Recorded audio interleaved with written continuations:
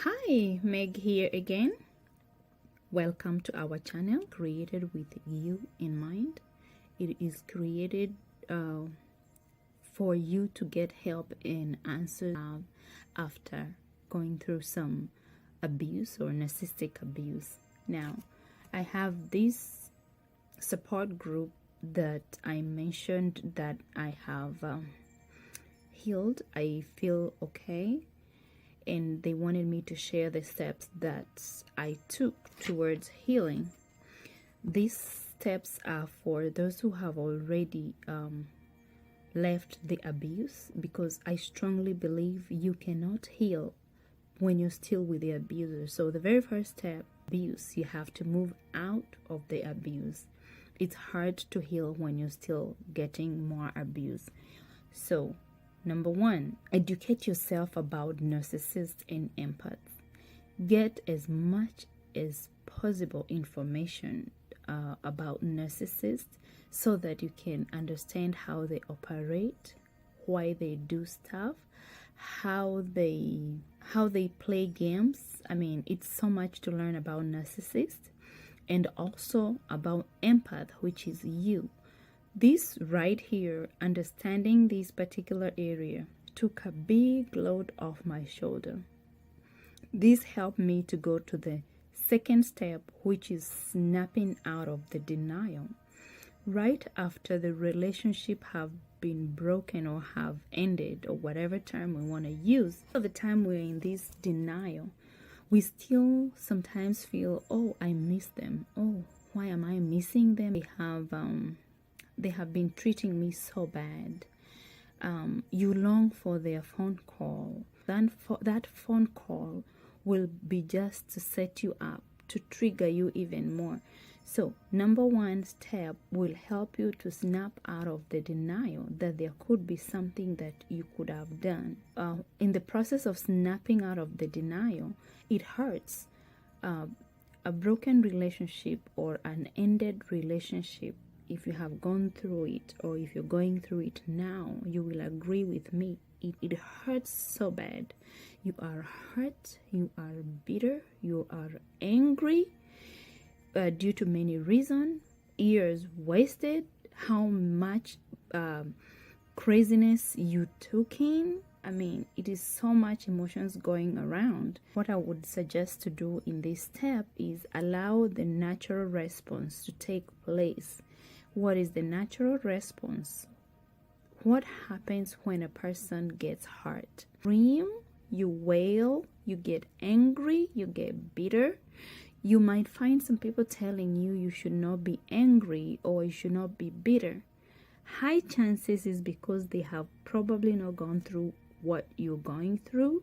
Allow yourself to be angry. Allow yourself to be bitter. Allow yourself to mourn, because you're mourning a relationship that just dead.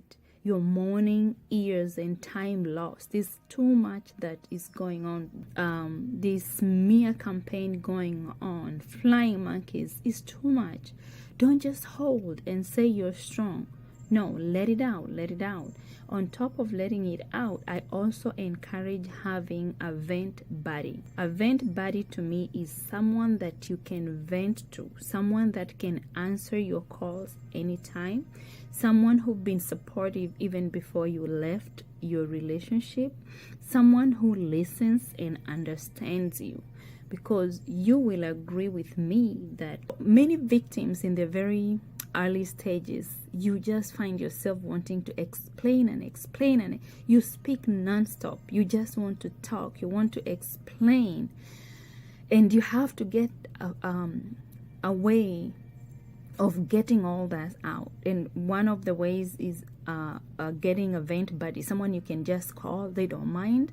They will listen to you. They will affirm. They will walk with you through the journey. On top of that, I strongly suggest to join support groups. There's too many support groups out there. The beauty of support groups is, number one, you have people who are going through the same thing as you. You can relate. Okay, it also makes you realize, wow, I was not the only one. Someone was going through hell the same time. There might be someone who is on a different stage in this journey, which will give you hope, and you will realize you will make it. So there's too much benefit in support groups. Try to join several support groups. There's also support pages that teach you, or rather they'll be enlightening you on about narcissists, on about how to heal. And you can also share without fear. You can be vulnerable, no judgment. Join support groups and support pages. There are too many out there. This step of grieving bitter, don't be stuck there, because sometimes it can go overboard and you end up hurting yourself. So in case you feel stuck in that, I will advise you to jump into step 6, and I will mention it when I get to step 6. But if that gives you some kind of relief, that will make you know you're ready for the next step. Cutting all form of communication and abstain from communicating from your abuser. Now, this is tricky because some people are co-parenting. If you're co-parenting, it's hard to cut all forms of communication. However, you can cut back in a big way. You can decide on one particular form of communication. It's not gonna be easy because they are stubborn, you know that. So for that reason, I will make a video after this.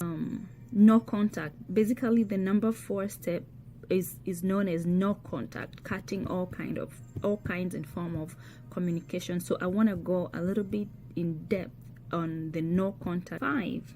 Get a habit of planning your day. You could be working. When you are out of work, what do you do with those hours? Get yourself busy. Learn something new. Go to school. Start a project. Go to gym. Plan workout. Do something. Actually, this step mostly, if possible, focus on things that are making you better, or things that could turn to providing you finances later. Then number 6, this is the number that I mentioned. If you're stuck at number 3, or if you feel like you're not able to move out of number 3, you should jump straight to number 6. And number 6 is I highly recommend to get a therapist or a coach. However, this is yet another tricky part, because I went through it. There are some specific issues that you want to be addressed. There's some specific questions you want to be answered, and when they are not answered, you don't connect. So I was not connecting with the therapists and the counselors that I was recommended, and I met. It was 4 different therapists and counselors. I paid for only 1 session each, and we could not connect. So I didn't stay. I had to move on and look for help somewhere else. Now, you could be beyond that, depending how much the emotional wounds you have. You may be needing a combination of therapy and medication. However, if you happen to get a therapist or a counselor who understands, they'll be able to refer you to a good psychiatrist or psychologist who will work with you. You can find one yourself as well. So don't hesitate in doing that. And those are the only steps that I have for today, and I would want to remind you that I'm not a therapist or a clinician. These recordings are not intended to substitute any medical or legal advice. They are not for diagnosis or treatment either. These recordings are for educational and personal empowerment only. They are based on my opinion from extensive research after experiencing emotional abuse for years. Don't forget to hit the subscribe button, bell that will give you a notification when I upload a new video. Thank you for your time, and see you in the next video.